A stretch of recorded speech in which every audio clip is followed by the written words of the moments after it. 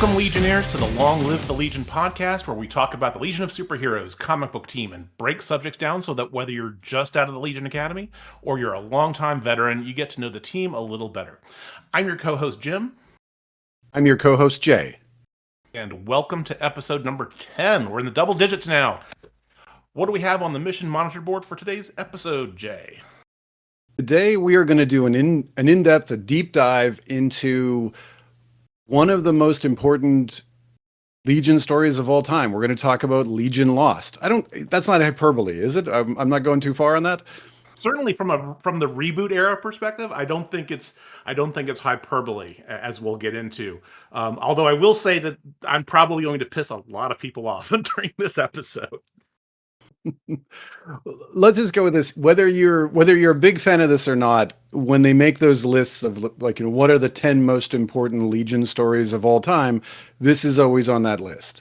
So that's why we wanted to focus on this. And this is our first sort of big story episode. So I'll just warn everybody right now, we are going to spoil everything. So if you haven't read the first Legion Lost, then you don't want to be surprised. I mean, it is a series that's 25 years old. Hit pause, go read it, come back, and then listen to what we're gonna talk about. And then give us your feedback about what you think and what you think we think that you thought we thought. So there you go. Exactly. Okay, so we're going to give a little bit of backstory just to get everybody into the series, so we sort of know where things are going.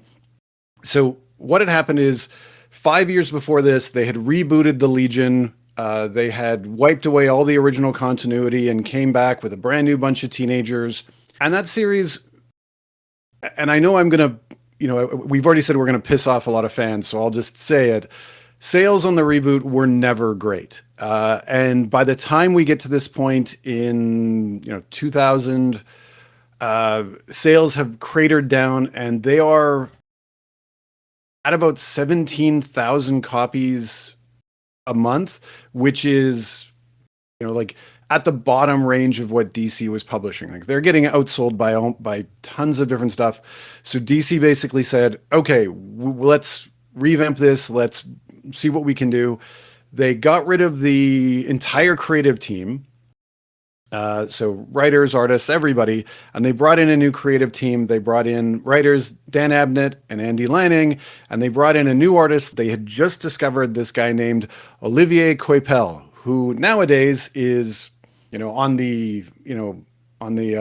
the top levels of the biggest artists at the time.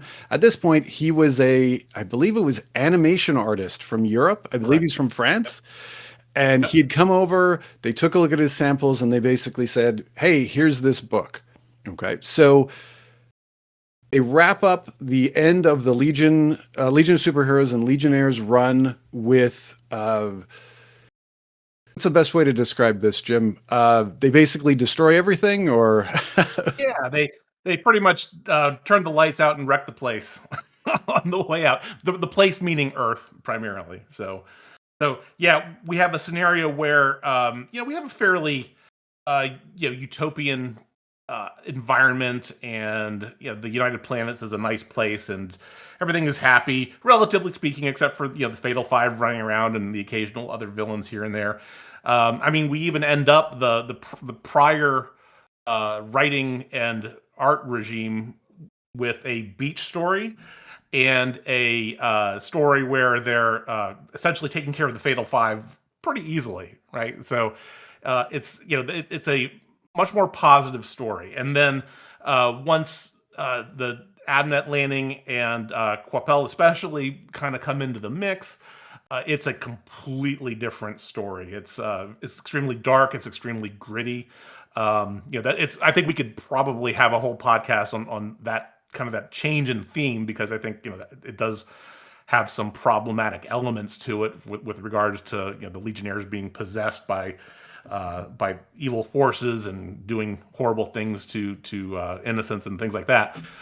But regardless, it's a significant change of tone in the storytelling, and so after the Legion defeats these creatures called the Blight, which, like I mentioned before, turn a good chunk of them evil and by possession, and and once that's actually turned around and they end up defeating the Blight, they go into a situation where the UP's falling apart. They're blaming the Legion uh, for accelerating the downfall of the United Planets, and RJ Brand and the Legion are kind of on the outs. But then this anomaly pops up in space in the near Saturn and threatens to pull in the entire solar system. So the Legion is there, and as part of the action, the Legion outpost gets sucked into this vortex, into this anomaly, and at that point, we don't know what's going to happen. All we get is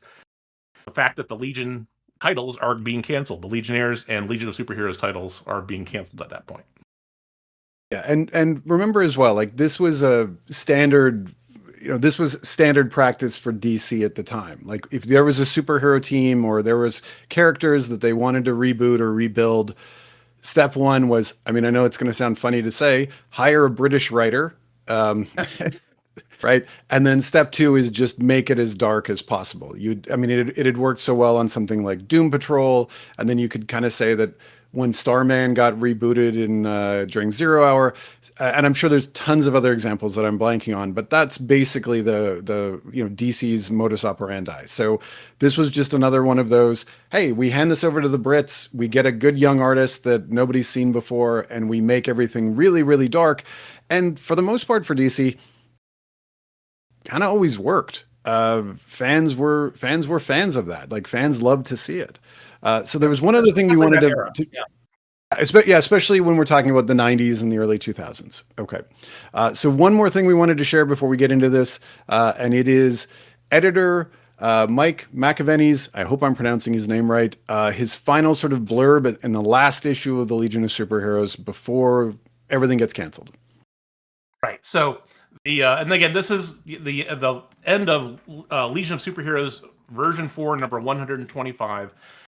In response to one of the readers, the particular reader, his name is Jim Fergal from Miami, ended his letter by saying, "I hope this won't mean that this is the end of the Legion." And then Mike responds, "What you're reading about, Jim, is not an ending of the Legion, but in fact a beginning. Without further ado, allow us the opportunity to inform you with this bit of Legionnaire business. Legion Lost is a 12-issue maxi series that begins in March and picks up where Legion of Superheroes 125 left off. We're taking several members from the Legion of Superheroes and putting them in totally unfamiliar surroundings. They'll find themselves with no way of knowing what's happened to the galaxy and loved ones they've left behind, where they are, how far they've traveled, or how to get home. The title of the series says it best. The Legion will be lost, not only in regard to the team's whereabouts, but in many other ways. How so, you ask? One such way is that several Legionnaires may forget what being a Legionnaire means. Some members may feel a need to bend the rules to the Legion's valued constitution to survive, or be pushed into action they never thought they were capable of, causing the team to debate whether the ends will justify the means. Personal and interpersonal conflicts will arise from the predicaments set before our heroes, some of which may never be healed. Longtime fans will see their favorite Legionnaires act out of character or make questionable calls, while new fans will be introduced to a team that may already be beaten, not by the opponents of the Legionnaires, but by the overwhelming loneliness and isolation that threatens to consume them. Will Legion Lost be a dark, gritty book? Yes and no. Spoilers here, the answer is actually really yes. There will be times when things will look uncomfortably grim, but the intent is to push our heroes through the worst of times so that the best of times will ultimately prevail. The Legion was created in the 30th century that was bright and optimistic to begin with. It will be up to those who return from Legion Lost to offer the potential, promise, and greatness that can be found in the century ahead. We hope you'll join us for the ride." And so if you're somebody who, and that's the end of the quote. So if you're somebody who enjoys a brighter future type of Legion story, there should have been a lot of red flags that went up for you right there, just to say the least. So that said, if you're a person who prefers the dark and grittiness of the 5 years later style of Legion, you're probably salivating for joy at this point. So that kind of gives you a teaser of some of the things that you'll be kind of looking for once you start reading this book. And folks who have read this book can recognize some of the things that Mike was talking about there in that quote. Yeah, it definitely gives you a good taste of what's coming, and I think he did sort of bury the grim, gritty, dark a little bit. But I did really like the fact that there was that comment about, the characters aren't going to act maybe the way you're expecting, or they're going to make choices you don't agree with, and I think that was a big part of this series. So let's get into the characters. Let's talk about which characters are part of this miniseries, because uh, they took, and we'll do the spoiler here right now. They took, we'll say 10. Shikari is not a Legionnaire at the start, um, and one of them isn't really there. So shall we say they took 10, and that's what they built their team out of? Yeah, in fact, at the very beginning, when the thing starts, you could even say they only had, well, 8, really, when you think Yep. about it. Because at the very start of the book, when we open it up with the new character of Shikari, who is from the new race, from the Kwai, who, when you start reading it, they have wings, they can navigate their way through anywhere in the universe. Kind of sounds like a Legionnaire from the 70s you might know, named Dawnstar, but they're not Dawnstar, but they basically are Dawnstar. And so she is flying through space, trying to avoid the progeny, who are the kind of the bad guys of they're like these bad shrimp that kind of fly around everywhere. And she ends up finding the Legion outpost, what's left of the Legion outpost, and then she goes inside and sees various Legionnaires in stasis. Effectively, they're kind of in crystalline stasis, and through kind of the action that happens, where the progeny comes on board, tries to kill her, they end up releasing the Legion as part of the battle. And who do we have on deck for us here? All right. So when everybody wakes up and they get out of their traumium cases, which is what they were put into to protect them from the travel through the rift, we end up with Livewire, Saturn Girl, Brainiac 5, Chameleon, Ultra Boy, Kid Quantum, Umbra, Monstrous. And that's it. That's it. I was expecting there was going to be another name, but I forget they all show up later. And I just wanted to say this. I mean, we're not going to go through every issue in order, but I want to really focus on the first issue to start. This is one of the best first issues that you could do. I just think the way they put it together, every little bit of it, it does everything that it needs to do. So we introduce Shikari, we get this character, we introduce the villains in the progeny, and we'll talk more about them later. We get Element Lad showing up as this crystal memory, that he's been recording his thoughts because he was the only one awake when they went through the rift, and he basically just fills in all the background. So if you've never read the Legion before, or if you don't know what happened, you get this, you're immediately brought up to speed, and it's done in a way that it could have been really, really boring, and I think it could have just been like pages of exposition, but instead it's by showing him sort of as he's, like aging, and as his costume's kind of falling apart, and we see that this is him, fighting with trying to save everybody. It's a much more compelling way to introduce this. Then when the progeny do attack and the Legionnaires all, wake up, and we have that first battle, one of the touches that I loved is they're speaking in Interlac to start. So they, Yes. they write out all the characters in Interlac. So if you're like me and you can read that without thinking, it's a cool little twist. And if you've never seen this before, I'm sure it probably, drove the original readers a little bit crazy, but it's this really nice way to show that there's this separation, or that Shikari's going to have trouble understanding them.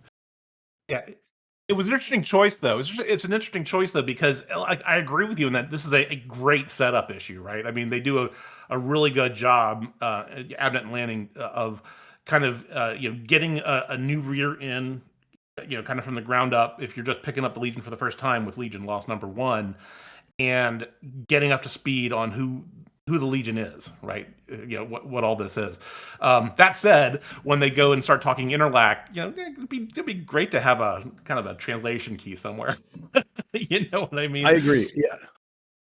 That was a little bit of a disconnect there. It's one thing that I've always found funny with a lot of the Legion books is when they throw in the Interlac. and the editors just assume that everybody reading understands it. I remember like years before this in the reboot when they met up with Superboy and they did the same Right. thing. And I was like, why are you doing this? Like, like, why are you making this more difficult? But I thought in this case, because the story was done from Shikari's point of view and she Right. wouldn't understand what they're talking about, I thought it was really effective to not tell the readers what they were saying so that the reader is kind of in Shikari's shoes for this scene. And Oh, I for kind sure. of like that. I get, yeah, I get why it would be annoying, but I also is, I mean, again, like, and I know this is like, nerd checkpoint number 27 that I've probably hit during the recording of this podcast, but like the fact that I can read that and not really think about it is just check. And then it's like, yep, Yeah, there you well, go. I mean, I think, well, to your point, right? The story you're talking about is when they go back to see Superboy for the first time, and they actually did publish a translation key or a whatever in the back of that particular book. So, you did have the chance to actually understand what was being said. That's the only thing I'm asking. Put it in the back. I don't care. It's fine.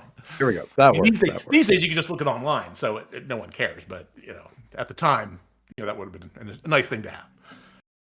And so another big important moment of issue one that I want to call attention to because it's a big part of this series is the battle is over. The Legion is, kind of figuring out what's going on. They're trying to talk to Shikari, and Ultra Boy is the nice way of saying it, like completely loses his mind because he can't find his wife Apparition. Oh, you mean Is put his losing head in his the back? mind strong?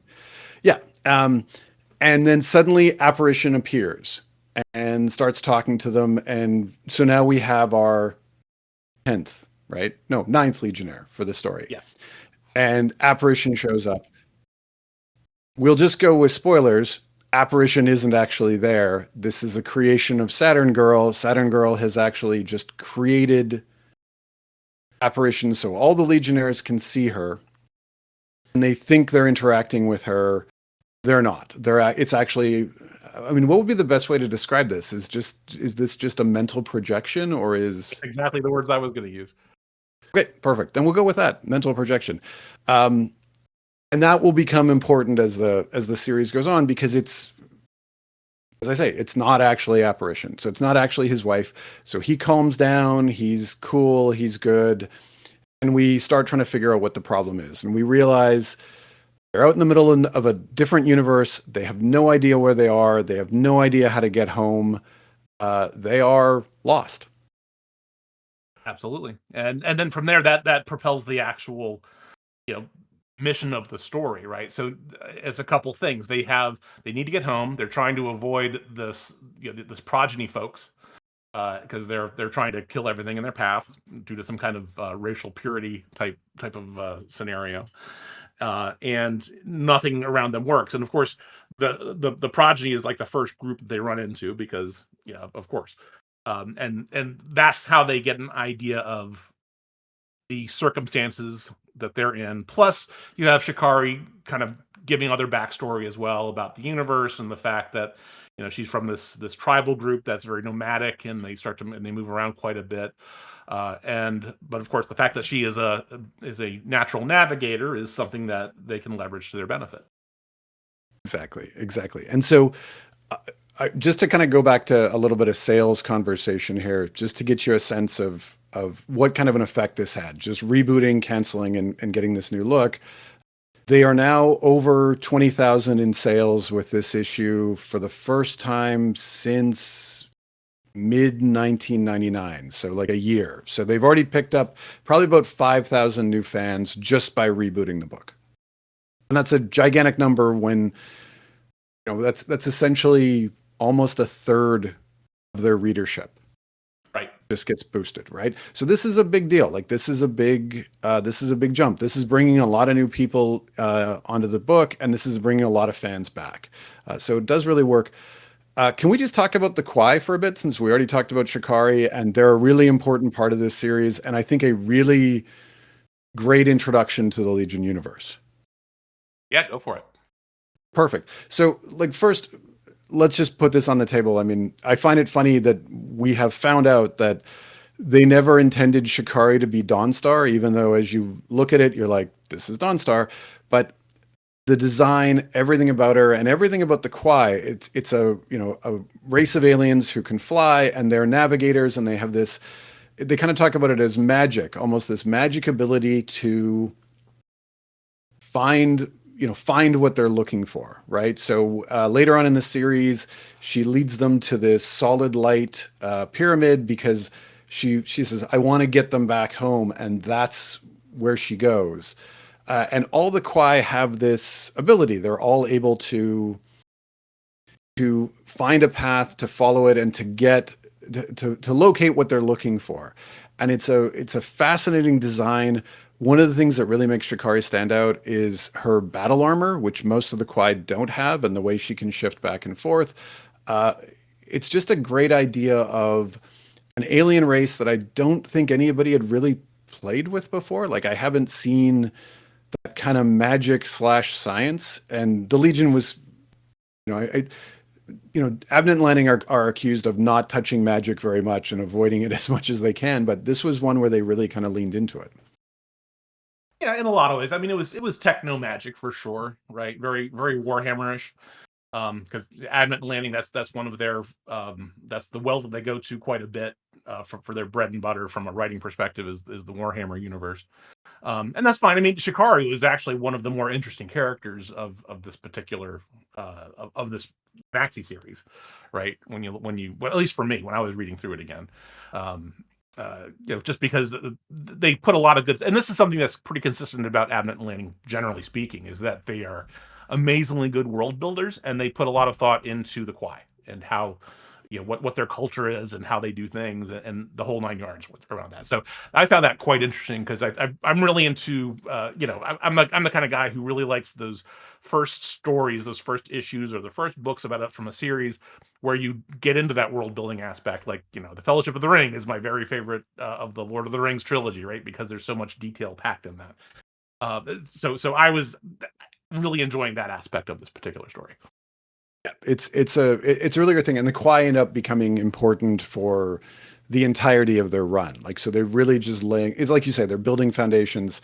This is a keystone to what they're going to do for the next 5 years. 5 years. Now, as we get into issue 2, we realize that each character is going to be a narrator for one book. So from issue 2 to issue 12, we get the inner thoughts, and we get to find out what these characters are thinking. And I think it's probably one of my favorite elements of the whole series is that we get to see who these people are. Like, I think we learned more about Monstrous in her one issue than we had since she had been introduced. 4 years ago. Yeah, something like that. I agree. I mean, her story was one of the best. I mean, I guess she was issue 2, right? So, her backstory, and then how she reacted to the scenario with seeing the actual progeny treat others was really great. I mean, it's and we'll get into why I found that to be frustrating later on, but it was great backstory. It's a hard stop. Yeah, and it made every single character more relatable, and you needed that for a series like this, especially when you're trying to get new readers, and especially when you're trying to make everybody care about them, because they are sort of there's a lot of infighting. They're not happy with each other. We have problems. Umbra has not dealt with the fact that she was possessed by the blight, and she's still kind of messed up by that.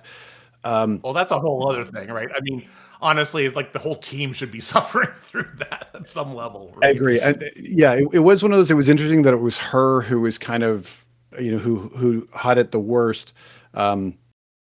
But I mean, I could make the argument that I'm guessing Ultra Boy got over it quicker because he's just not that bright. And there wasn't much to there. And so as we get into these character bits, there's 2 that I wanted to call out for when we get to these issues. So rereading issue number 4, which is supposed to be the issue that you're getting Apparition's perspective. Right. And when you're reading it, you're like, this is Apparition. Like, Apparition is saying this, and the way they the way they put all the captions, it's over pictures where Apparition is moving around and going through all the different scenes and talking to everybody. And it's done really, really well the first time you read it because you're like, okay, this is Apparition. But then when you realize the twist that it's not Apparition, it's actually Saturn Girl, and you go back and reread it, Yeah. and it actually holds up better. Oh, there are hints from the very first issue about all of this. And because I was looking for all that stuff too. I mean, it's from an internal plotting perspective, it's extremely well done. Oh my gosh! I mean, there's like the story of very early on after Apparition pops up, right? There's a scenario where there's just kind of some intimate discussion between Joe and Tinya, and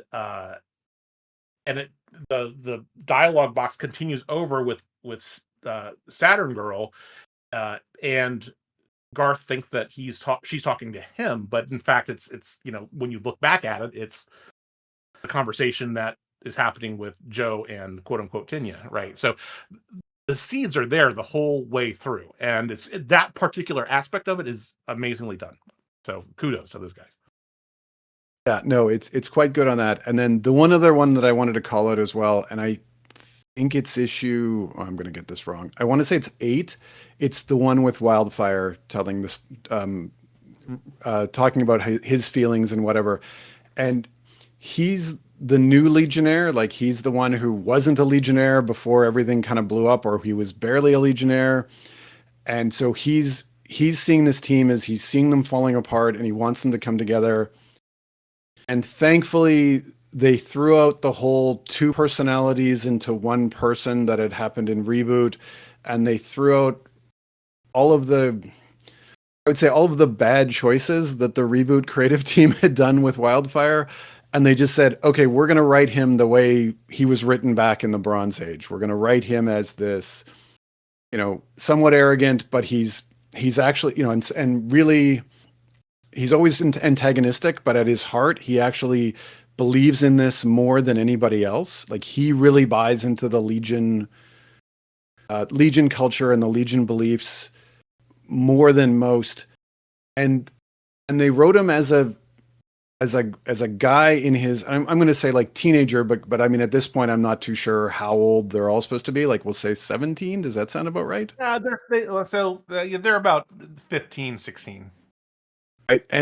And I will say this, and look, I've admitted this on multiple columns, and I think I've said this on more than a few podcasts, right? Like Wildfire is my favorite. I am somewhat protective of him, and when the writers do him wrong, it irritates me more.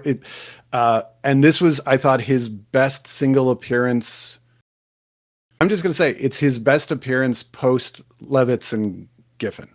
Yeah, no, I don't disagree with you. I mean, I made a note on my list here saying that Wildfire was basically one of the few characters of this story that came out looking really good. And in fact, I think, like to echo what you're saying, I think this is probably my favorite Wildfire version ever, right? Because what I liked about this is, Drake comes across as, as cocky but heroic, but not a jerk. And that was the problem that I think the Levitz era Wildfire had in the Bronze Age era Wildfire had, is that a lot of times Wildfire would be a jerk. The guy doesn't seem to be a jerk. He seems to be, he's arrogant and because of his power set, and he has issues because of the fact that he doesn't have a body, but he isn't an ass like a lot of times he's shown in other situations. So I really like this Wildfire, and not only is personality great, but this is the best he's ever looked, in my opinion, too. Yeah, this is an amazing redesign. I'm a big fan of it, and I think, and I say this as somebody, and I love the old Cockrum look as well. But I think this is his second best look. But I get why people would put this above the old 70s one. I just wanted to call out my absolute favorite bit is he's flying around and he's blasting all these progeny ships, and he's thinking about how hot Kid Quantum is. Yeah. And it's like, and I was literally like, yeah, I'm reading like a 17-year-old boy. Like it was one of those moments where it's like, I'm reading an actual, like, this actually felt like a real person, and I thought that was just perfect on this. Yeah. And the progeny ship looked like shrimp, by the way. I don't know if you noticed that, but they look like these I always thought giant. that, to me, that's the funniest part about the progeny, is that they are supposed to be like the superior race, and you realize later on they're not, but and yet they looked so badly designed and the ships looked so bad, but it was like, but no, they're the ones that are going around kind of they're Yep. not kind of massacring everybody. Yeah, shrimp and pill bugs. Go for it. Like I don't know, whatever. Yeah, it was very interesting. So I did like that. Now let's talk about. To me, there's sort of three big sort of components to this series. So we talked about, they realize that they're there. They meet the Quai. They start to figure out where they're going. And then I did mention this when we talked about Shikari finding the Big Pyramid. The Big Pyramid reveals, and I'm going to pronounce this wrong, and I apologize. Omnifabos, is that what we want to call it? Omniphagos, I think, with a G. Omniphagos? Okay. Yeah, I mean, I knew I was going to get it wrong, so it was just a question of how badly I was going to get it wrong.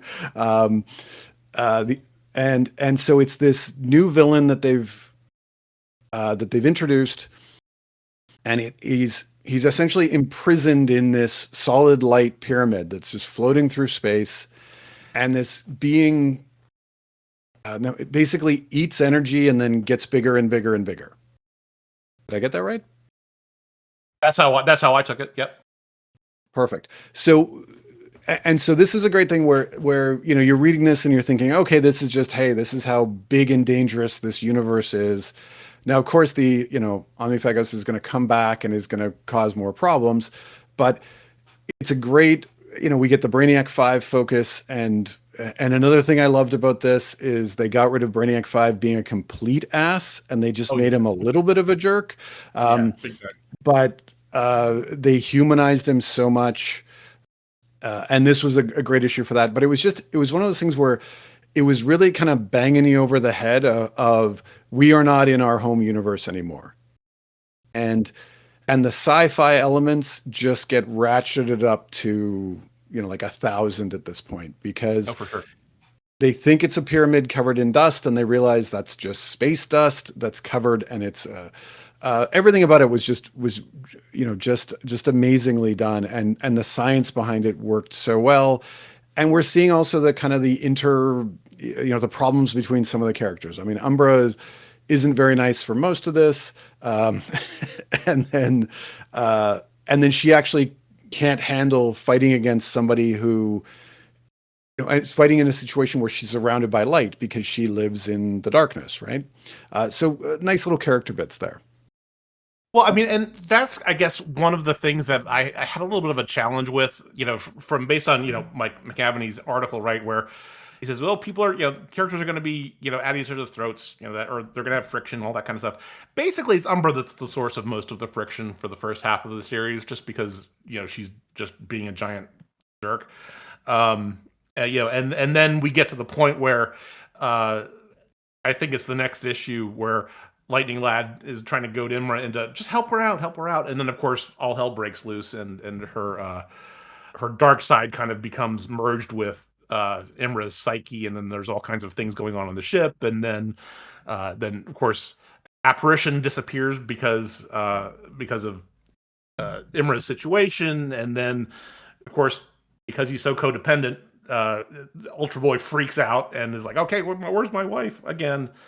And an escape pod launches down to this planet, and we meet a Singularity, and that's where I guess it turns out that it's Umbra that's in that escape pod going down to the planet, and she meets this new character called Singularity, who is basically this, I guess, almost a Superman variant for that particular universe. Would you say that?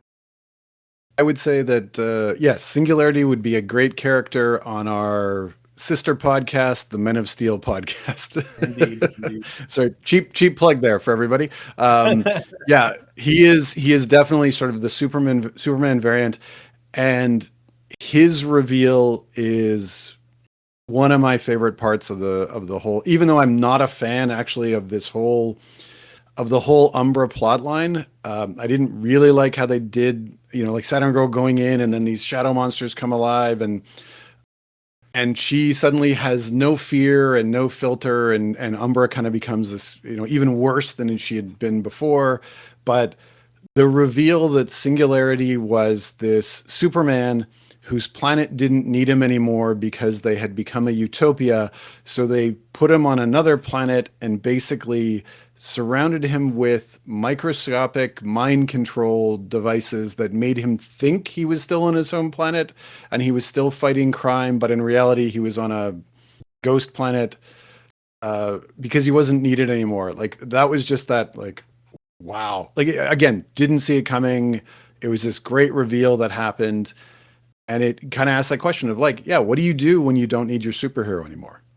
Yeah, I mean, it was interesting. It was an interesting part of the story, to me, I thought it was the part where the story dragged. I think for me, because at this point in time, what's also happening is that, uh, surprise, the Legion from home finds its way and actually tracks down the Lost Legion, and hey, we're gonna take you home. And we see Cosmic Boy and Spark and Violet and Element Lad, and hey, they're here to help. And so I was a little bit more focused on that particular part of the story.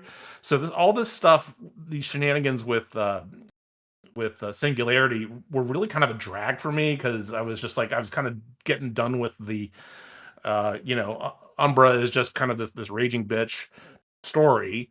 And I'm just, okay, we get it, and I'm really tired of reading this. Can we just be done with this and move on to the the Legion Lost part of this? And so I didn't like this whole area. I mean, I think it was really good where they were very consistent about it, because you have Ultra Boy switching to invulnerability, and when he's invulnerable, he's not affected by these psionic parasites or whatever was in the air that caused everybody to see this false reality. But it was not that part of it wasn't my cup of tea. I felt like they could have really tightened up the story at this part of it. Um, it just and of course they wouldn't have had a 12-issue miniseries at that point. Yeah, so there's that whole thing. So yeah, that was just my feeling about that particular section of the story. Well, I don't disagree. Like this is, I think, the weakest part of the series.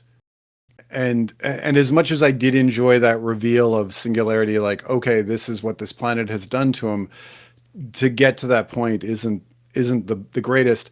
And I wonder if it was one of those where they're trying to juggle three things and they know they have this massive reveal coming and they're trying to distract the reader, because I think if you had just simplified it, I mean, as you said before, there was a bunch of signals before that apparition wasn't really there.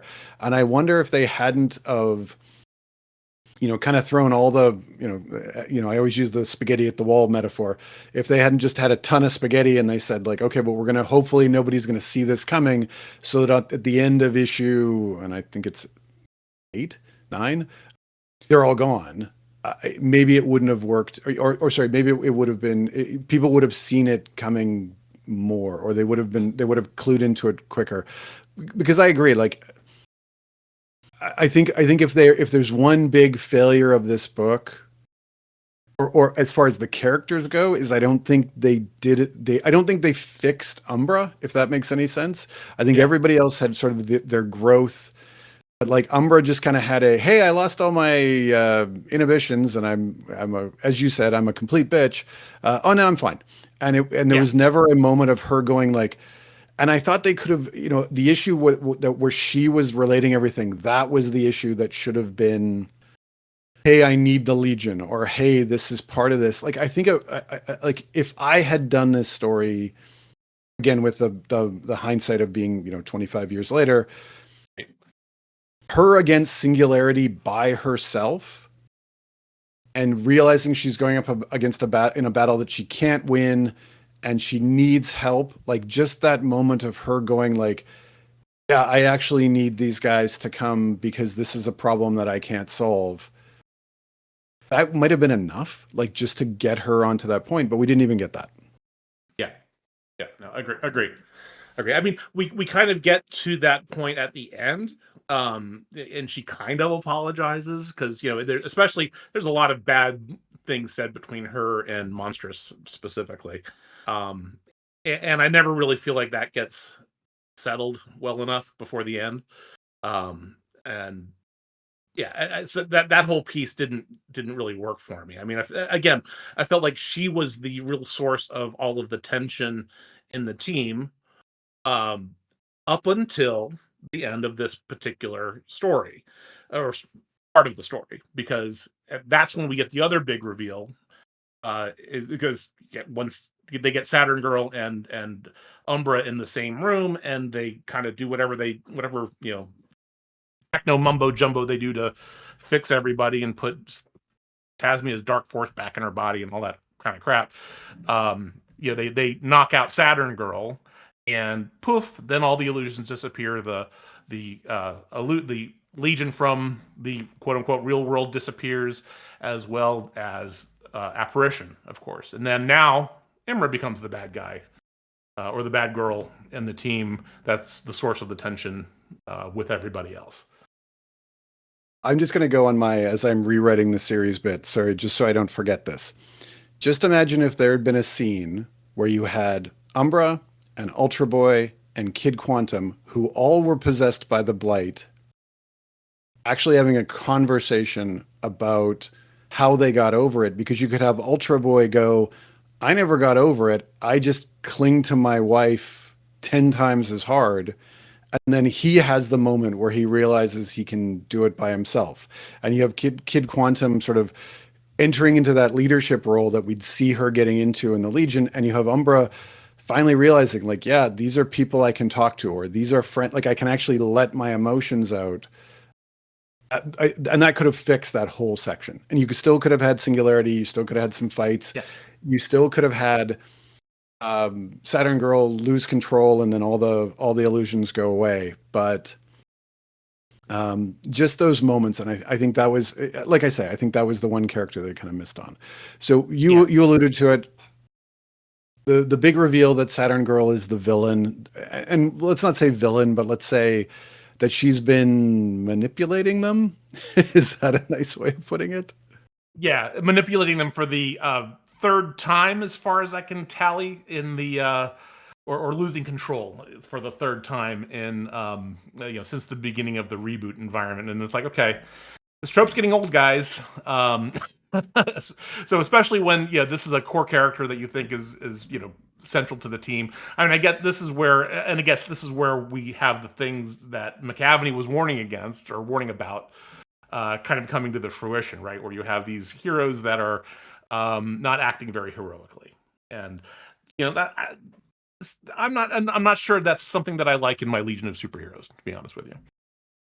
It's tough. So I when I did the reread, and I've read this now multiple times before to get ready for this podcast, reread it again, and I went in there trying to justify Saturn Girl's choice. I was like, because I've always written, I hate this. I hate that she did this. I don't like this about Saturn Girl. I agree with you completely. I don't like this about my Legion. And as you said, like, this is the third or fourth time or whatever. Like, she's taken control of people before. And you read issue 1 when Joe is, like I say, going off the rails, and he's out of control. They don't know where they are. They're scared. She goes back to the thing that she probably knows she shouldn't do, but she doesn't have another option. And I read that and I was like, here's the thing, Jay. She does have another option. She could have just shut Ultra Boy down. Right, which is exactly what happens in the 3 boot, by the way, when they have an inter-team squabble and Ultra Boy starts threatening Garth, just like what happens here. She just shuts him down, and okay, shut him down until you get a case of the situation. I get the fact that Ultra Boy is a key member of the team and a powerhouse, but if he's like threatening, like literally has a live wire in a chokehold, why don't you just shut him down instead of this arguably this illusion that is in front of everybody that would, to me, would be a little bit more difficult to keep up than just shutting him down. That's just my opinion, and this is where I'm probably going to piss everybody off. Well, no, I mean, my thought is shutting him down better? Like, they're both these extreme choices. here's my thought is whether you agree with what she did or not. And I still disagree. Like I'm on your side on this. She should not have done this illusion. And I've had conversations with people who have said, nope, this is leadership. She took charge. She made the best call. Cool. My problem with it was she realizes like she after it's revealed and everybody's pissed at her, she goes, yeah, this was a mistake. But there was never a moment like she tries to apologize, but it kind of comes off a little bit half-assed, and she never pays any consequences for it. Well, I mean, you could argue that she ultimately does, with what happens at the end. But my personal challenge with that is that, it's like, yeah, she tries to apologize and says I shouldn't have done that, but it's like the third time that she said, oh, yeah, I shouldn't have done this, right? So Yeah, and there yeah, was that never any as the like longer time, and I think this is why this particular story works better if you're newer to the reboot Legion versus somebody who's read it from the beginning of the reboot. If you're reading it from the beginning of the reboot and you're getting to this point, you're like, okay, why is everything so dark, and why is Saturn Girl making the same stupid decision for the third time? Versus if you're new to this team, you're gonna be like, oh my gosh, why did she do that? That's horrible, But that's fine because she'll never do it again. So. Hmm. well, and that We're, was we're that starting that to to see me why was I had challenges with this particular story. yeah, and that was my problem with the final issue where Garth asks her to do it again to no or yeah whatever at the end, and he's Yeah. like go into Element Lad's mind, and she gets all pissed off at him and is like, don't ever ask me to do this again. And if I was him, I'd Well, be next like, time. you That's okay. always do this, like this is what you do, like and it's also all of us are going to die if you don't, like Right. right, like just stop. And so yeah, I mean to me it just didn't make any sense, and I was like, this is bonkers to me. But it was this. It's a great twist. Like it's a Yeah. great twist, and it's a gut punch for the team, which is what it needed to be. And it was, um, whether whether you like the choice or not, it's just it does work, and it has that dramatic moment where they all kind of dissipate as ghosts. And yeah, I mean, there's I'd say it's maybe the second. I mean, for gut punch moments, I think it's the second biggest, well, third biggest gut punch. I'll go with that because I think there's two bigger. But yeah, it's there. Yeah, no, I agree. Dramatically, it's great. But character-wise, it's pretty horrible. That's I guess where I come down on this, and to a larger extent for the entire miniseries. True, true. Okay. And then the last one and the biggest one, and we'll get into sort of is the big reveal of who the big villain is. So for the entire series, we've talked about the progeny, and it's this race of aliens that are go around essentially just committing genocide everywhere. They're wiping out planets. They're killing everybody. If you are not considered the right kind of person, or if you're not perfect, or I think it's variant is what they always use, Yes. they will wipe you out. And they realize that at the head of all this is the main villain, the main bad guy called the progenitor. Okay. And so they are captured. They are brought to the progenitor's huge base. And the big reveal is that the progenitor is Element Lad. And so we have a Legionnaire turning into the villain. And we get the big reveal that when they went through the rift in the beginning, they didn't just go through space, but they went through time. And they went back. I mean, is it billions of years? Is that long enough to say? Well, so it's kind of fungy on how they actually do it. So they say they go outside of I guess the way it's put is that they go outside of time, and essentially outside the universe, effectively, and then Element Lad, who is more or less working with elements and chemistry and things like that, is able to figure out quantum mechanics over the course of a couple of years and get them back into the real universe. But in the process of doing so, he gets completely separated from the Legion outpost, and he ends up at the beginning of time. Apparently, is how it seems like it's talking about. He's at the very least very early on in Stellar cosmological time frames, right? Because he's saying that he can see stars being born and dying, which typically is, we're talking billions of years, right? So, but yeah, somehow the Legion outpost gets back, and at some point, and is discovered, it's at some time in the current DC universe time frame, apparently.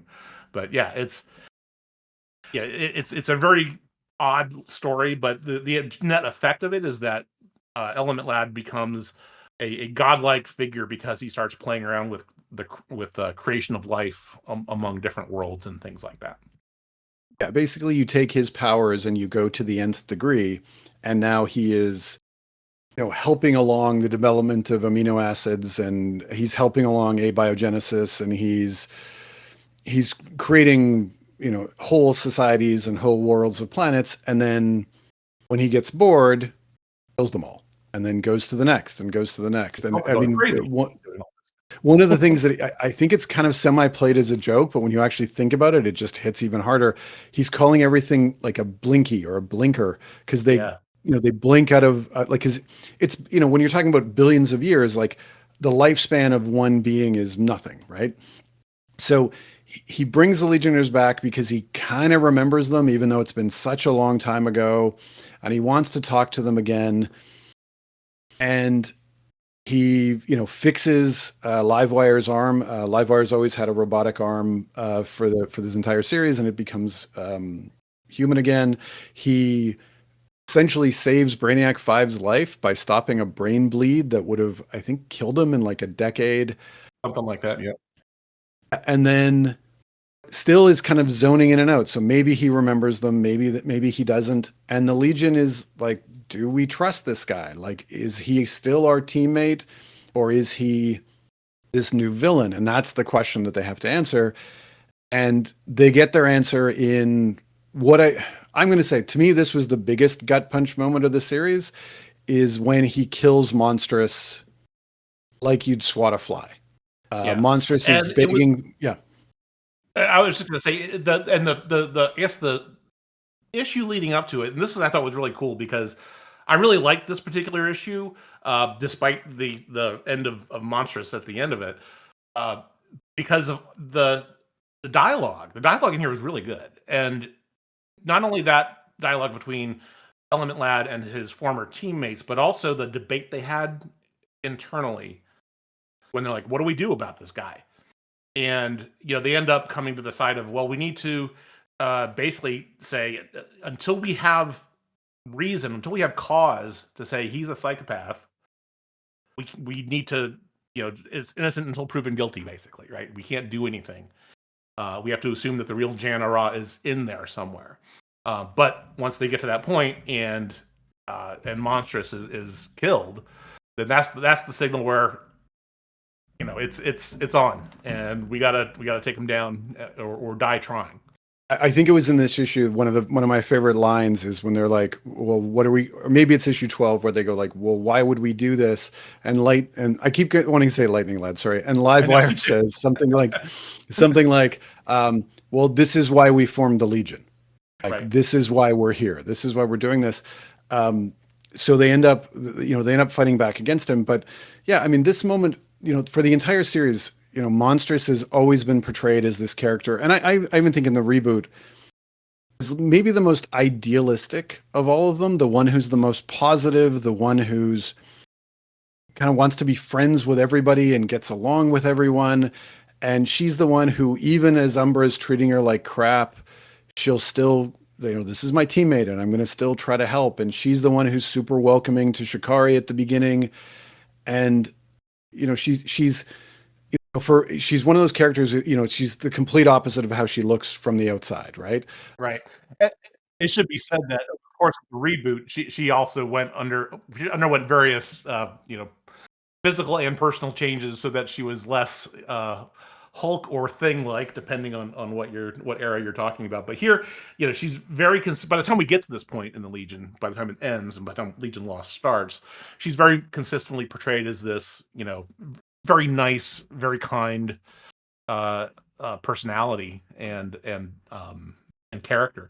Now, it should also be said that, and the source for this is, if you dig for this on the Usenet archives, you'll find, I can't remember if it's Dan or Andy, basically saying that, yeah, Mike McAvaney told us that we had to kill Monstrous. So the fact that she's even there on the team is just as cannon fodder, basically, for this one particular moment. So, you know, do that as you will, or take that as you must. You know, that's how this particular moment came about. But, you know, and you do have to give them credit as writers of when you're told to kill somebody, the easy thing is to not put time and effort into them, and Yeah. they did the opposite. So Definitely. so this hits harder, I think, because you kind of genuinely like Monstrous by this point. And I, you know, I mean, just to kind of do a comparison, like if it had been Umbra, I think most people would have gone, eh. And like all the old Legion fans would be like, how can you kill Shadowlass? But like her character just wasn't there. Whereas like Monstrous, I mean, one of my favorite, sorry, I'm going to go off on a tangent here. One of my favorite little Monstrous moments is, so when Shikari joins the team, she can't remember their names. So she calls them all like Fair Legion or Dark Legion or Brown Legion or whatever. And Monstrous is it Huge Legion or Big Legion or like something that. related Yeah. to something related to her? Yes, something related to her Size. being, you know, bigger than everybody. And Monstrous is like, you know, could you maybe give me something else? Like a woman doesn't, you know, really want to be called big, even though she's this huge character and she's, you know, I mean, she goes by the name Monstrous, but she still has enough, you know, I'll just say self-esteem to be like, hey, can you give me a different name? Like, can you go with something else? Yeah, I agree. And it's those little bits that kind of made her a person. So when this hits, and it's done so cavalierly, like it's just boom, you're dead, and she's gone. I think it hits doubly hard because you realize, like, yep, he needs to be stopped. The Legion needs to shut him down. And then we get the big final. Sorry. Again, it was a great dramatic beat for the story. You know, but again, you know, between both the fact that she was killed and the fact that, you know, Jan Ara is now this psychopath. Again, the character choices are where I have my problems with the. Like which is the problem here? Oh no, I mean just generally from a choice, right? From the choice of on both levels, right? Of, you know, killing a likable character and taking another likable character and making them a killer. So, okay, so do we want to get into that now, or do you want to wait until we get to the end of the series? We can wait a little bit on that one. Okay, cool. Because yeah, I got a ton of thoughts on both of those. Okay, so we get to the final issue. It's the big showdown. We get the great reveal that I kind of like, that the Omniphagos is back because Element Lad found him and then started feeding him. So I guess I shouldn't say he. I don't know what the Omniphagos is, but suddenly he's like way, way bigger. So now we have this gigantic threat on one side. We have Element Lad, who's essentially a god at this point, and we have the Legion just going, okay, hey, remember that old solid light pyramid that the Omniphagos was living in? Yeah, Shikari was right. It's actually a gateway, and if we go through it, we can get home. Problem is, there's this gigantic creature sitting in front of it. There's Element Lad, who's going to stop us from doing this, but has also decided he wants to go through the gateway to go essentially destroy the universe that we know. And the Legion's like, we have no friends. We have nobody here. We're barely a team. What are we going to do? And they're faced with that great challenge. And it's one that I love seeing in comics, or really any heroic story, where the heroes are sitting there going, do we act selfishly or do we do the right thing? Right? Are we willing to sacrifice to save the bigger group? And they're like, well, we have to stop them. So if we have to shut down the gate and we don't go home, so be it. Like, that's the choice. And suddenly they're the Legion now. Like, we start seeing them as the Legion. They start working together. They start, they have this one common goal. And it's sad that it had to be Element Lad revealing himself as a villain to get to that point, but we get there. And now we actually kind of have the Legion. So that's, it's great when you get to this final issue of, hey, under Lightning Lad's, sorry, under Livewire's leadership. Oh man, under Livewire's leadership, like they're finally the Legion again. Yeah, I mean, to an extent. I mean, although I never really felt that they were never the Legion, honestly, even though they kept on saying that they were, we don't feel like we're the Legion anymore. I never really got that. So, but I guess they're using this moment to really, bonk you over the head with it. Honestly, it was what it was. Like I said, dramatically, it worked as a particular story beat. So, I can't really fault that at all. Oh, I mean, again, this is the goal of the series, right? So they reach their goal, they get to the point. We get this big showdown. They turn the Omniphagos against Element Lad, so they have a big fight. They get on a ship. They're using Shikari to guide them through the gate. And then Livewire realizes that and this is one that it's kind of I kind of had to wrap my head around. So essentially, does Element Lad absorb the Omniphagos, or it's the opposite, but they're now one Yes, creature? yeah, or they merge somehow. Yeah, they merge. They merge, and this is this big threat. He realizes the only way to go back is to basically kill the villain. And so Livewire blasts Ultra Boy and Chameleon so they can't move. He takes off his Legion flight ring because he doesn't want to kill somebody as a Legionnaire. He jumps out of the ship and he basically just blasts this creature, essentially giving them we'll say like a stroke. Yeah. And then the Legion gets through and Livewire has sacrificed himself to save the rest of the team. And if the end. And it really, like, there's no, like, you don't see them emerge from the other side. You don't see that it actually worked. You're just like, you get this finale, and then it goes into the Legion Worlds miniseries, and then the new series, The Legion, where we realize it did work, but it's this great final moment. Well, final moment in quotation marks because he does come back, but this great final moment for Livewire. Yeah, and very, it was interesting too, as much as there's folks who complain, especially in this era, about, oh, we're dredging up Silver Age tropes. Here's another Silver Age trope, right? The sacrifice of Lightning Lad is basically the same story. Yeah, it's I mean, the Legion likes to go back to the well on a lot of stuff, don't they?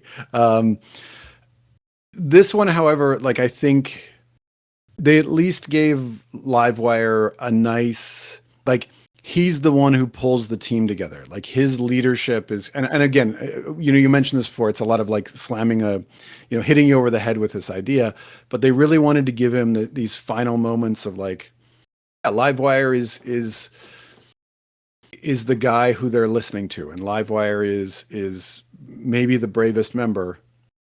And it's a really great dramatic moment, and I mean, I love the idea of him taking off the ring, going, I'm not going to do this because the Legion doesn't kill. And for all the darkness and for all the depression of the series, having those little moments of, this is what the Legion is about. This is what makes this team special. In fact, to me, it was the best moment of the series. No question. I can't argue that one. It's and I say this as somebody who I've always been a fan of Lightning Lad / Livewire, even as writer after writer after writer wanted to make it harder and harder for me to like them. Right. I mean, we can talk about like, what they did in 5 years later and what they did in, like when he was just being a jerk in so many different situations. And for him to get this moment, because, he's one of those characters like, and we'll talk about this more next episode.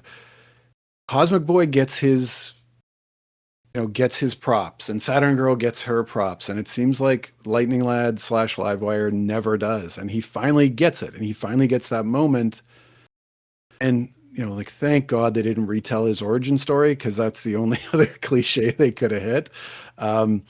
But it was, it was perfect. Like, it was just this perfect moment of when you think of that dramatic, the guy making the choice, I'm going to die to save my friends.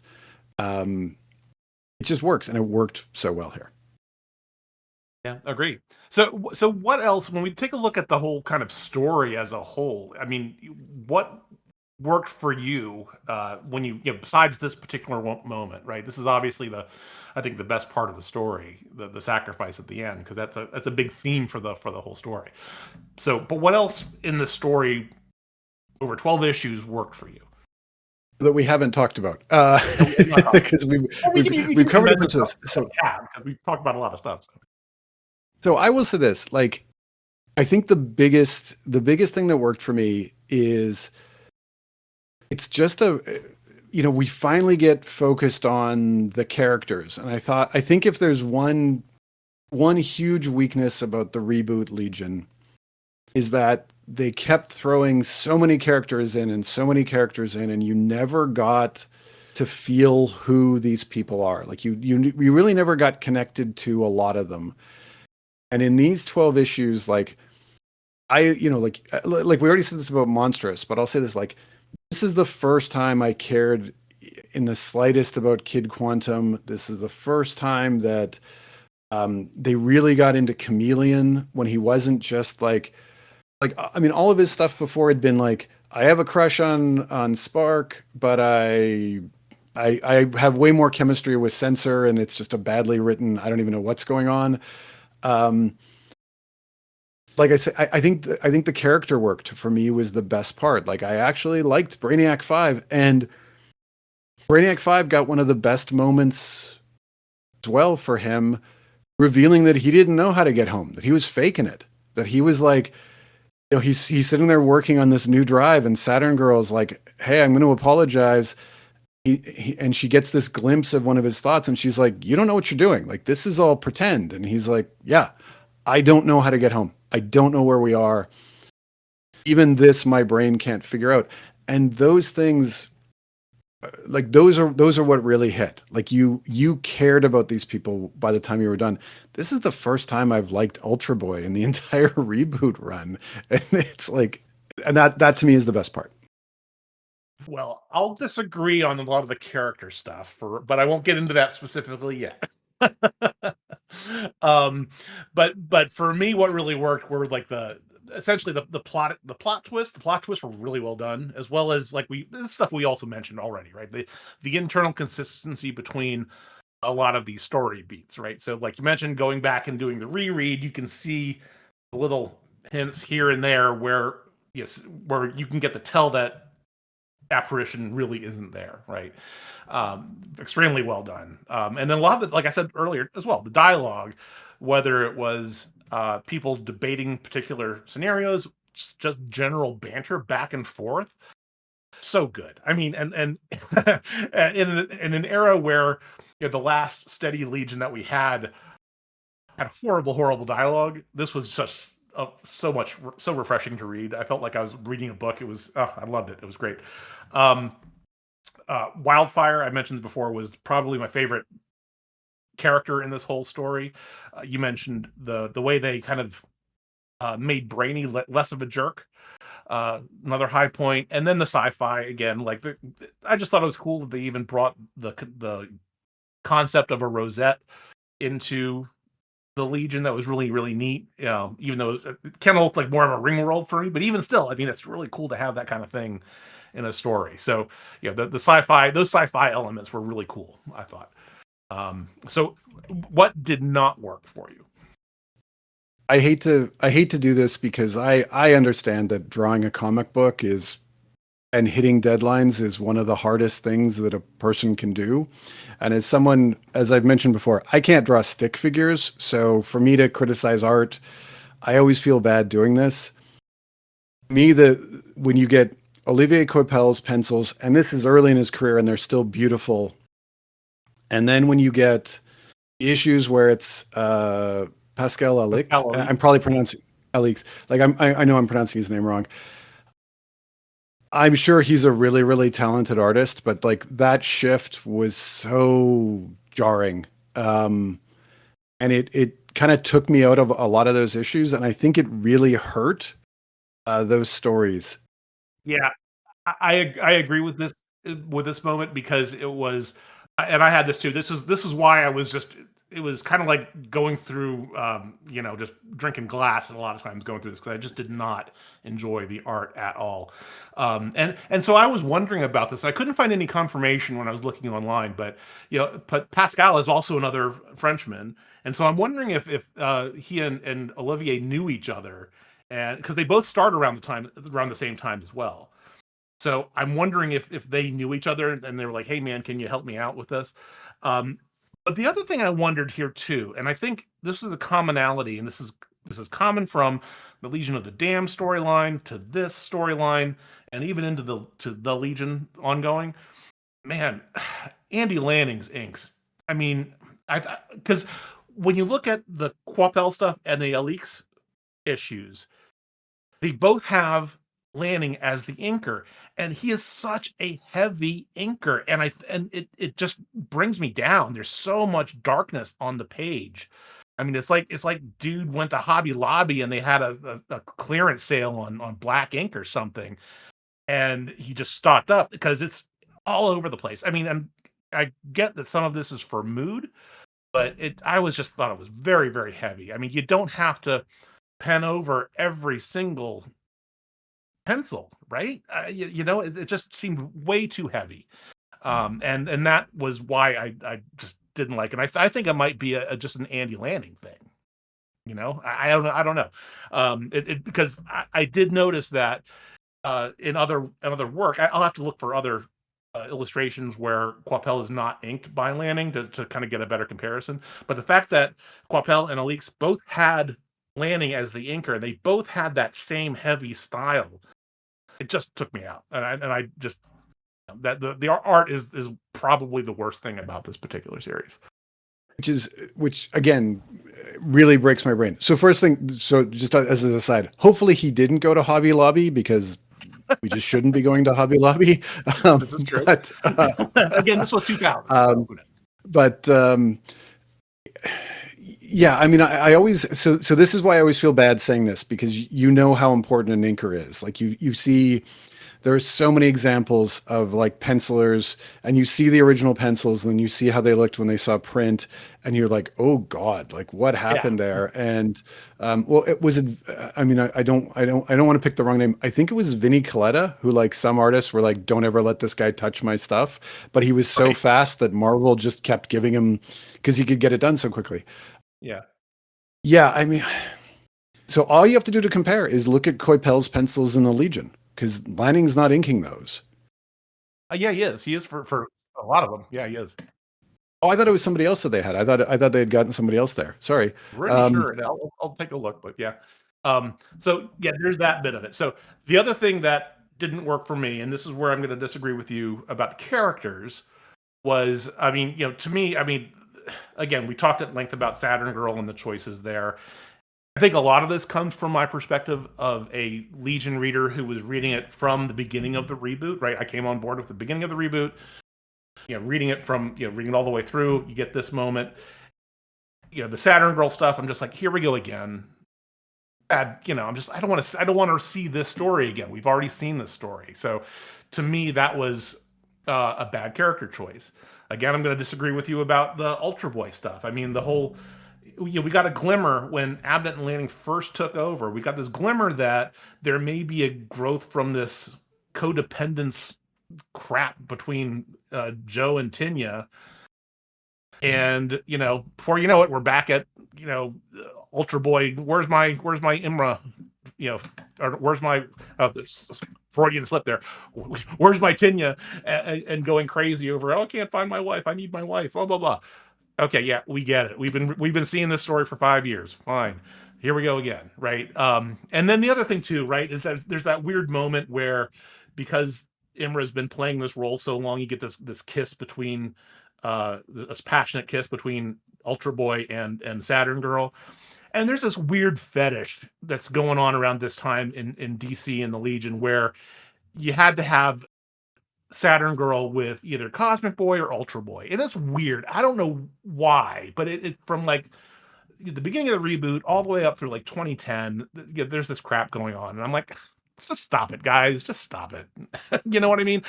At the end of the day, I guess the thing is that the only characters that I didn't have a problem with at some level were either new characters. They were kind of low key, like Chameleon. He was kind of low key through most of the story, I thought, or they were killed off. Right, so you got the combination of Ellen Lad and you got Live Wire. I almost did Lightning Lad there, and Monstrous. Right, so I'm like not okay with the characters that kind of made it out through the story. That because they just bothered me for it, due to the choices that were made as part of the story. So I was like, I came out with it being okay.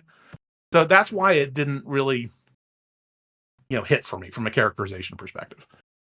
Oh, I get that completely. My argument to all of this would be, is this not just who Saturn Girl and Ultra Boy are? So they're just following the characters for what they've been established to be. Like, as we say, this is the third time she's done this. And I get that you don't want to see the story again, but like that, maybe that's just her go-to and that's how they looked at it. Yeah, but it doesn't Whereas show I character. think, It doesn't show character growth on for either of them, right? You get, like I said, for Ultra Boy, you get this glimmer where, like right before, like the very first cabinet landing issue in Legionnaires, where they go off to, and the small group goes off so that they can be off Earth when the blight happens. There's this moment where Imra is like, "Okay, Joe, now I'm going to go off and be with other people for a little bit, so we're going to work on this, okay?" And of course, then they completely drop that, and we're back to codependence from 24/7 again. So it's stuff like that kind of bothered me from that perspective. I will say this. When I say that this is my favorite Ultra Boy appearance since the reboot started, that's not a high bar. So like, let's just go with that. Like, right. Like, it's not like when I say this is my favorite, Wildfire. And as you say, like, I do agree. I think he holds up well as a character, and this is one of the best appearances. Again, like, I think, yeah, I always get like, it's kind of funny when you mention how like they kept wanting to put Saturn Girl with either Ultra Boy or Cosmic Boy. And wasn't that kind of like the late 90s, early 2000s, where they kept like every big comic series was saying like, remember like those past romances that you thought were so important or were the keystone? We're going to break those. And we're going to go in a completely different direction and see where it goes. And it usually never goes to a good place. Yeah, I mean, like, I think of, like the X-Men when it was like Wolverine and Phoenix, and suddenly that became the big thing. Yeah. And I was just like, like, no, she's with Scott, like she's with Cyclops. Just stop. Like, let's just leave that. This is basically the same thing. Yeah. And I agree. So I guess it's just, it all comes down to, was the good of some worth the stuff that I wasn't as big of a like Yeah. And again, and I think I'm also comparing to the last, I don't want to say 2 years of the Pyre, McCraw, Stern, where they you could just tell they were spinning and they were just, they're trying and Stern, like, let's be honest, Stern didn't want to be there. There was a whole weird thing there, right after Casey Carlson left. And Mike McAvenny took over. It's like the whole team just seemed to be spinning creatively, and this is where I agree they needed to do some kind of change to jumpstart stuff, right? And obviously it worked, and I think there's a lot of good that comes out of this. But it was just kind of a kind of weird choices to get that jumpstart to happen, I guess. I think it was one of those where they made these choices going, okay, we know that the people who've been reading the reboot are going to stick around. So how do we get the people who have never tried this book? Like, the funny thing is though, if you look at contemporaneous accounts, at least online, of course, that's very iffy because it's not very empirical, right, from data collection. But when you look at things like the Usenet posts at the time, there are a good chunk of people that were like loyal reboot people that came on board who were like, I don't want, and they started this from Legion of the Damned. They were like, I don't want any part of this, and they stopped. So obviously they got more people, right, from the perspective of the Legion Lost series. But there were a lot of people that were like, no thanks. So for what it's worth. And I will say this, like in the defense of sort of how they did things and how they made choices, um, by the time they got to the Legion, right, to that regular series, the Legion #1 was the best-selling Legion book in 4 years. Right? Like it topped 30,000 copies, right? So like they're hitting on this. The top Legion lost themselves.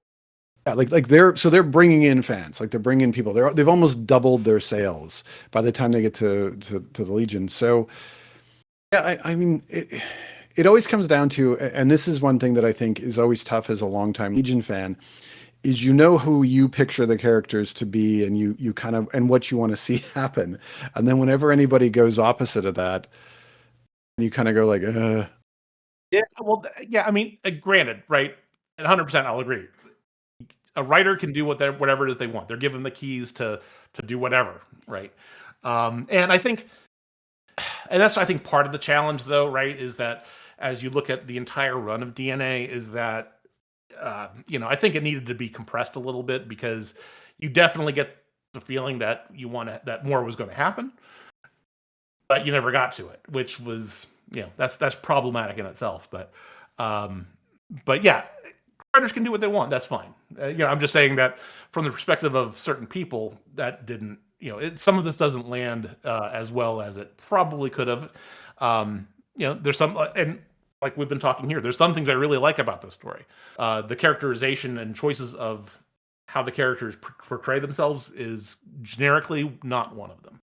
nope, that's good. So as I say almost every time when I write a column and I get people who disagree, the disagreements are always the best, or the different opinions are always the best, because I mean, like, look, if you and I both agreed on everything, this would be the most boring podcast. Yeah, that's good. Yeah, that's good. So that would just be right. Blah. I was going to ask one more question before we get to sort of the big finale. So was there ever a point when you were reading this, when you were thinking, maybe like 12 is the sweet spot for a Legion team, because the writers can give everybody a fair shake and give a fair amount of time? Or is it just one of those where that just doesn't work when we're talking about the Legion at all? I mean, that's a good question. I think that the Legion has evolved enough that you expect certain characters to be there, and that obviously gets to well more than a dozen very easily. I think the more pertinent question is, do you want to have more than a dozen during any particular storyline? And I think that's the real question. And I think that 10 to 12 is probably a good number, right, for a specific storyline that runs 4 to 5 issues, right? And then the next storyline is a different set of characters, or maybe you have a couple that carry over. And I think history has proven that idea correct. Like when you go back through Legion history, I don't want to go back to the Carrie Bates days of like, we use 3 or 4 and that's it, because I don't want to write anybody else. But I think you're trying to balance. I mean, trying to balance 24 is insane unless you're doing like a big, hey, we're all going to fight the dark side and we need everybody. Yeah. Yeah, well, exactly. Yeah, the Great Darkness Saga that's a kind of an event type scenario. But I mean, look at during the '90s, we had Legionnaires, we had Legion of Superheroes, 2 different titles. They split the team up at one point. And even when they brought people back to the to the 30th century where the whole team was, they still ended up splitting the teams. Right? They had one team that was Earth based, and they had another team that was based on the space station. Right? And so I think you see that has happened, and I think generically, I think writers and editors agree with that. I think of our second episode when, like, the Universo project, they focused on 4 characters. Now everybody else showed up in like little bits and pieces, but I think the writer picks the 4 or 4 or 5 or whatever the number is, and that's the focus of the story, what the story needs or what serves the story, and I think it works. And I think that's I think that's probably why this worked so well, especially for Abnett and Lanning. And this is kind of their first big crack at the Legion. Like, I mean, the Blight's a little bit different because it's just we're going to destroy everything. Yeah.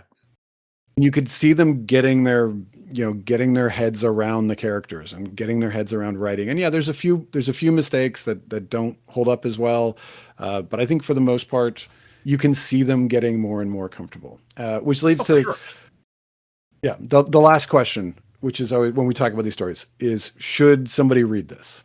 100%. And that's the funny thing I was going to say, right? Is like, I've bitched about this. I've had a lot of like little bitch moments during this segment here, or during this last little bit of the story. But ultimately, yeah, this is a fundamental story that you have to read, especially if you're trying to read the reboot, especially if you're reading the latter half of the reboot, meaning Legion Worlds and the Legion, because everything else that is in that particular part of the story comes from these 12 issues here. Um, and again, it's the way I like to put it is that I think it's a must-read Legion story. I think it's a decent Legion story. I think it's a better sci-fi story than it is a Legion story, but it's still a must-read Legion story. I agree. I think it's yep. No, that makes complete sense, and I agree with that. I think it's on the short list of like of Legion stories that if you want to get into the Legion, if you want to understand why people are fans of these characters in this book, you pick this up.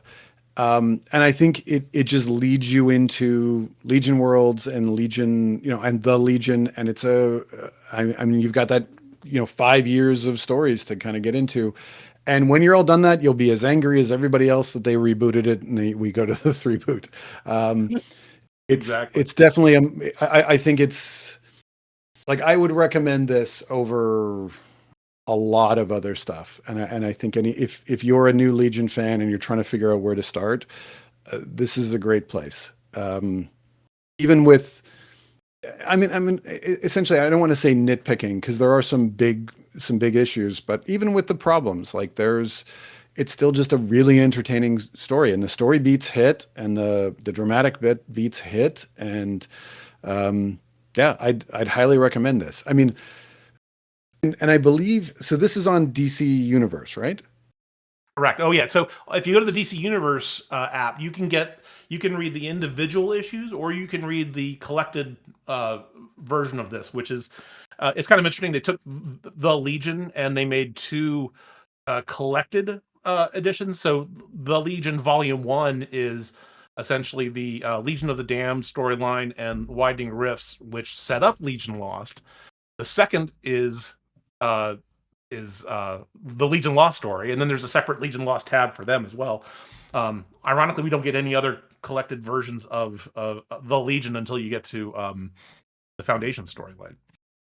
Which just I do not understand this. Like, yeah, so weird. You would think, yeah, with Olivier Coipel, like I don't get that from DC's perspective. But anyways, this is easy to find. I mean, the trade paperbacks, if you want to read the hard copy, you can buy them anywhere. You can get them ordered in. They're still, as far as I know, they're still in print. It's worth checking out. So, all right, I think we've said all we need to say about Legion Lost, and it's time to move to. We have a ton of feedback. So that's the thing. So a little bit behind the scenes here. We record every couple of weeks. So we had a kind of a special recording a couple weeks ago that we can't talk about yet. But trust me, when we talk about it, you guys are going to love it. So we've had like a month of time between the last time we recorded, which was the Legion Mount Rushmore story. So there have been you guys have had a couple of issues and have provided a bunch of feedback in the meantime. So we wanted to kind of address some of that and talk about your all's feedback. So you want to give it a start? I'll give it a start. So we'll talk about our email. Email. So we get email from Martin Gray, who, and I always forget the name of the podcast, so please help me out here. Sorry, both of our brains shut down while we were recording, but I wanted to interrupt and say that Martin's blog is called Too Dangerous for a Girl Too, and you can find it at dangermart.blog. and he had sent emails about both our Cosmic Boy episode and then our Cosmic Boy the series episode. With a few great comments. I love the idea of nipple rings being what's holding up his horrible costume from the 70s. Yeah, I think Jim, you had said spirit tape. I love the idea that it was magnetism, but he just would have to constantly be holding it up. He comments about how much he likes Night Girl, which I think as Legion fans, Night Girl is just one of those characters who everybody just likes. Like I've never met somebody who's like, oh, Night Girl, she's horrible. And she's defending that, or he defends that Night Girl wasn't a stalker, but more fangirl with a crush. Yeah, I mean, she had drive. She wanted to date. She wanted to date Cosmic Boy, and she set that showing goal. initiative. Yeah, the one other thing that I wanted to mention that he did bring up, he talked about Ernie Cologne, and he brought up some of Ernie Cologne's other DC work. And I mean, we always, we're trying to fit everything into a small amount of time. And I admit I'd missed this. He mentioned Amethyst, and he mentioned. Do we say Iraq or Iraq, god of or whatever of thunder? So I will just say this: Amethyst. If you have not checked out Ernie Cologne's work on Amethyst, this is back in the 80s. It is a stunningly beautiful book. His art, just blows you away. And Amethyst ends up kind of tying into the Legion to a certain degree. Like they end up on Gemworld in the Magic Wars at the end of Volume 3. That's right. And his work is beautiful. Like it is, I can't say enough good things about the guy. Like so talented, and he could do so many different things. And I will say this, and I as an apology, I wish I had mentioned that, and I don't say enough good things about these artists that we really should. I think we focus on writers a little too much, which is bad. Let's just say about Ernie Cologne, stunningly good stuff. All right, let's go to what's on Blue Sky. On Blue Sky, we primarily had a lot of feedback around the last episode, which was the Legends in Intertron episode, where we ranked the top creators from our perspective for writers and artists. So we got regular Jim came back on Blue Sky, and he said his writers are Levitz, Shooter, the 5 years later team of Giffen, the Beer Bombs, and Gordon, and then Abnett and Lanning, as we were talking about today. And then for artists, he has Giffen, Moy, Swan, and Greg LaRocque. Now, we also have Jeff Grimshaw. He wrote in, he said, hi guys, great pod. Always good sign when I listen to a pod and I get frustrated that I can't join the conversation in real time. And that we love hearing that feedback because that's how we are too. So firstly, on Legion writers, he agrees with our comments. The only thing he'd add is that I can't believe we didn't make more of the fact that Shooter started writing the Legion at age 13, which is absolutely true. We did mention it, but yeah, it's kind of a big deal. That's one of those things that doesn't happen anymore. One of those things that didn't happen back then. Like back then for that matter, for sure. I disagreed more on the artists. Cockrum and Giffen are in my top 4, but I can't have Forte. I understand your argument, but he's just not a good enough artist for me. I also would not have Moy on my list for different reasons. He's a good artist, but to the point you made, he's too associated with Legion era I dislike. My other 2 artists are a real battle between Swan, Grell, Coipel, Kitson, and someone you didn't mention, Steve Lytle, which is a really good point. And in the end, he chose Coipel and Lytle. So those are really good points. And yep, it's one of the things I noticed. I mentioned this with Alan, who also wrote in, that I think the art category is the hardest and most subjective to pick because we all have different tastes, right? And even with writing, obviously we're talking about that a lot today. But with artists, it's I think even more subjective because I think we have there's even more of a variety of what folks like. And let me see. Let me get to Alan's statement. All right. So Alan, so when he comes to artists, his list is Kurt Swan, Mike Grell, Barry Kitson, Jeff Moy, Keith Giffen as rounding up the number 5 spot. And I think that's a great list, right? I think that hits a lot of the really good points on there. But he also says there's other folks that we should that should be mentioned, like we did as well, kind of not in passing, but more because they make impact and we love them. But we for whatever reason, we didn't put them at the top of the list. So there's George Perez, Gary Frank, Olivier Coipel, Einar Sildre, I believe that's how you say his name, Win Mortimer, Al Quasino, George Papp, Jim Mooney. So lots of good folks in that list. And let's see, we might have a few others here. Yep, and that's it for this time. So, because I think we have a couple other just likes and other good feedback, just generically from a lot of folks. So, I'm sorry. Can I? Oh, I need to interrupt. There was one comment, and and I wanted to make sure we address this. I miss it. And I don't know who wrote it, and it was about the editors. Oh, I think that might have been. I think that was Alan actually who mentioned that. Well, I wanted to call that out because I read that and I went, yes, 1,000 times yes. And we didn't say it on the podcast because we were spending so much time on the writers and the artists. And I believe he mentioned Mort Weisinger and Karen Berger. And I mean, you just simply have to go with what are the most important eras in Legion history? Who's editing the book at the time? What did they bring to the table? And I mean, there's a reason why Karen Berger is considered one of the greatest comic editors, working. And there's a reason why it's named Weisinger Plaza in the comics. Sure. Yeah, I know I've said this before, and I think I've written this before as well. Like, I actually consider Karen Berger as important as Levitz and Giffen in that run, because she's the one who's keeping everything, running smoothly. And I actually just heard this. I was listening to a podcast the other day, and I didn't know this before, and I don't know why I didn't know it. She was not a comic fan when she started working for DC. She just needed a job. And I think by coming in without all of that baggage of, hey, I know 40 years of Legion history or whatever it is, she was just more focused on, hey, let's make sure these are good stories. Let's make sure that we're entertaining. And think of the talent. Like, you look at that run, the amount of great artists that come in under her watch is stunning. So yeah, it's a great call. I just wanted to mention that because I couldn't agree more. For sure. And let's, while we're talking about editors, let's call out Casey Carlson, right? Who, in addition to being the guy who essentially shepherded the beginning of the reboot, the first, let's say, quarter of the reboot, because he took it from the 0 issues all the way up to Legion of Superheroes 100. He was key in making sure that, especially that early first year or two of that, kind of fit together and worked really well. And not only that, but he also had to handle editing the whole 0 hour tie-in capabilities, right? All that stuff that was going along with it.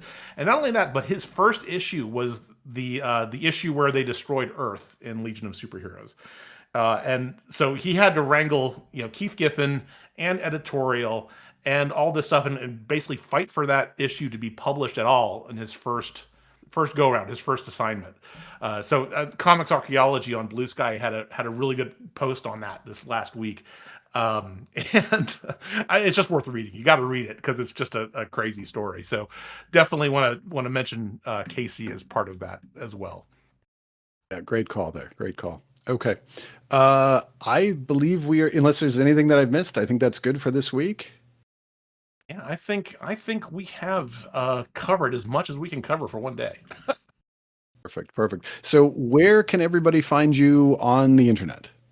All right. Well, I have my Legion Reviews website at jimboslegion.blogspot.com, where I try to post one new comic a week that is somehow Legion related. And I've been kind of remiss on it lately, but I did start I have started reading, not writing about, but reading the second Legion Lost series, which happens during the New 52. And spoiler, it's not nearly as good as this particular Legion Lost that we just covered today. You can find me personally on Blue Sky at jimbofett.bsky.social, on Reddit at jimbofett87, or on our Discord channel as Jimbo Fett on the Legion Fan Club Discord. And we have a lot of really cool members that have just joined recently. A lot of good discussions going on about different eras of the Legion, folks sharing their art. It's just a lot of fun going on right now. How about you? All right, so I do a weekly. I actually review 2 comics a week because I'm a sucker for punishment, and you can find that at jmlonglivethelegion.blogspot.com. And I'm even more of a sucker for punishment because right now I am deep in 3-boot, but I am by the time this hits the air, I will be in the shooter era of 3-boot. So I think I'm going to start drinking a little bit more. I was gonna say I'll send you some bourbon, some good East Coast bourbon here. That should be good. See, you forget I live in Canada, so we don't buy East Coast bourbon anymore. I stick with good That's why Canadian we'll send whiskey. it to you on the So. sly. Thank you. So, so if you want to find me personally on Blue Sky, I am at jmckiernan.bsky.social. You can find me on Reddit as Drake Burrows. You can find me on Discord at Drake Burrows.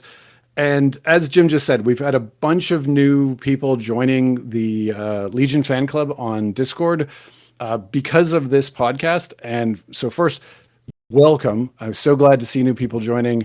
And the more, the better. We have these great conversations, and hopefully we're going to start to see some projects coming from there. I know there's been stories of, hey, maybe we're going to record an issue and we'll all do the voices.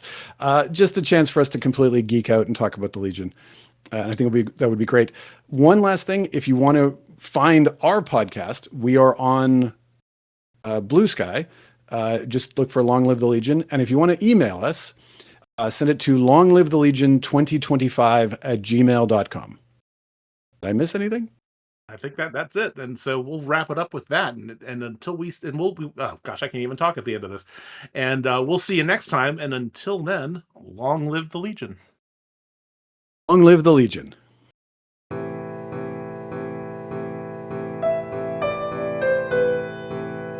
Are you tired of watching your beloved characters being tortured by careless authors? Are you sick of feeling like they could have swapped out all of the painful action and the plot would remain untouched? Subscribe to Books That Burn, the fortnightly book review podcast focusing on fictional depictions of trauma. We assume that the characters' reactions are reasonable and focus on how badly or well they were served by their authors. Join us for our minor character spotlights, main character discussions, and favorite non-traumatic things in the dark books we love. Find us on Spotify, iTunes, Google Play, or wherever you get your podcasts.